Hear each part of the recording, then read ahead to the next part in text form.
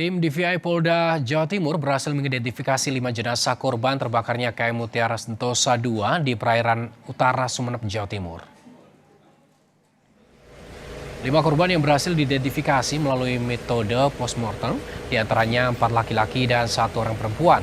Setelah teridentifikasi, seluruh jenazah langsung diserahkan kepada masing-masing keluarga.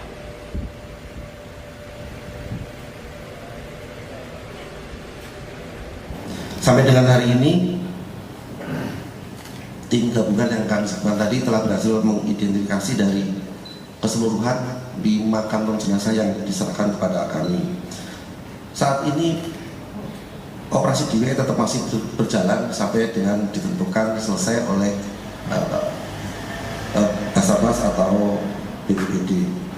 Kemudian bagi keluarga masyarakat yang kehilangan yang akan memberikan data, kami persilakan untuk memberikan informasi terkait dengan penumpang-penumpang kapal Mutiara Sentosa II ke nomor handphone 08590447911. Ini adalah hotline untuk tim DVI Polda Jawa Timur.